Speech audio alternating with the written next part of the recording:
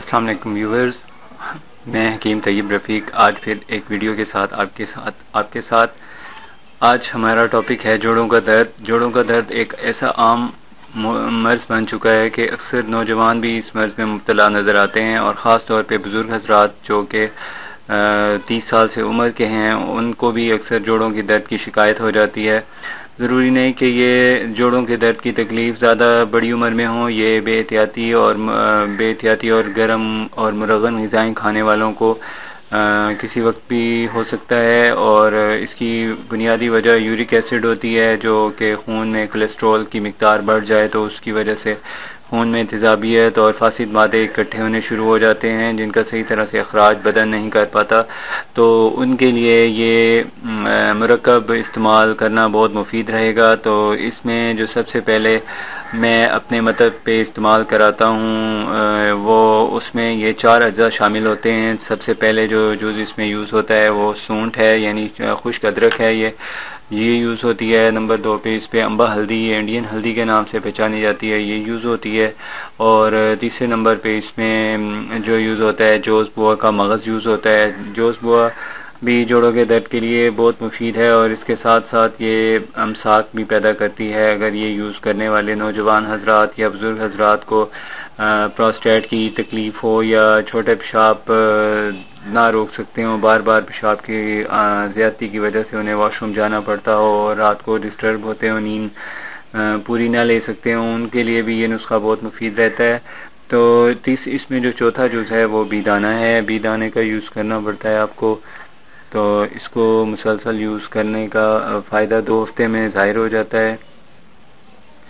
تو اس میں جو سب سے پہلے ہم یوز کرتے ہیں سونٹھ کی مقدار 10 گرام یوز ہوتی ہے، اور دوسرے نمبر پہ اس میں آمبا ہلدی، یہ بھی 10 گرام، اور 10 گرام ہی اس میں یہ جوز بو کا مغز یوز ہوتا ہے۔ یہ تینوں چیزیں ہم وزن برابر لے کر ان کی اچھی طرح پسائی کریں، باریک کر کے اس کو 1 چٹکی یعنی 1 چنے کے برابر اس کی مقدار خوراک ہے۔ صبح ناشتے سے 2 گھنٹے بعد اس کو 1 کپ دودھ تازہ پانی کے ساتھ یوز کریں۔ ٹھنڈے پانی سے احتیاط کرنی ہوتی ہے اس مرض میں، اور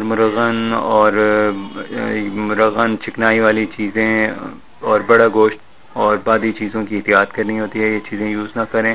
عام طور پہ جن لوگوں کو یہ مسائل ہوتے ہیں انہیں خود پتہ ہوتا ہے کہ ان کو کن چیزوں سے الرجی ہے، کن چیزوں کے استعمال سے ان کی طبیعت میں زیادہ برا اثر ہوتا ہے اور پرابلم بڑھتی ہے پین کی، اور کن سے وہ چسک اور چاقو تو چوبند رہتے ہیں۔ تو بہرحال میں آپ کو خاص احتیاط بتا دوں کہ اس میں چاول اور بڑا گوشت استعمال نہیں کرنا ہوتا اس مرض میں۔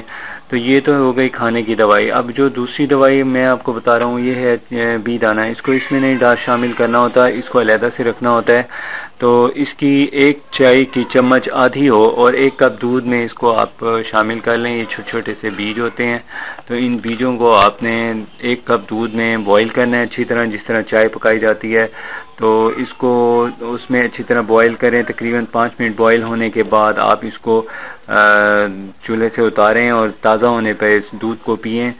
اس کے مسلسل استعمال سے 2 ہفتے میں جوڑوں کا درد اور کمر کا درد بالکل ٹھیک ہو جاتا ہے، اور آئندہ احتیاط کریں گے تو دوبارہ نہیں ہوگا، لیکن اگر پھر بھی ہو جائے تو اسے 1-2 ہفتہ یوز کر لیا کریں۔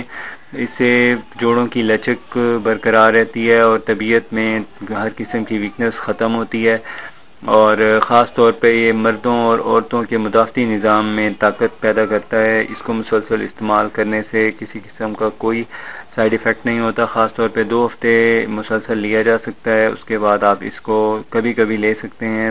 توانائی اور طبیعت میں خون کی اندر جو کولیسٹرول اور تیزابی مادے اکٹھے ہو جاتے ہیں ان کی مقدار کو کنٹرول رکھنے کے لیے یہ دوائی بہت مفید ہے، اور آپ اس کو یوز کریں، اور اس سے فائدہ ہو تو آپ اس کو پھر چھوڑ سکتے ہیں، اور ضرورت پڑنے پر دوبارہ بھی اس کو استعمال کیا جا سکتا ہے۔ اس میں ویورز، اگر آپ کو ہماری ویڈیوز پسند آ رہی ہوں تو آپ ہمارے چینل کو سبسکرائب اور لائک ضرور کریں۔ بہت شکریہ۔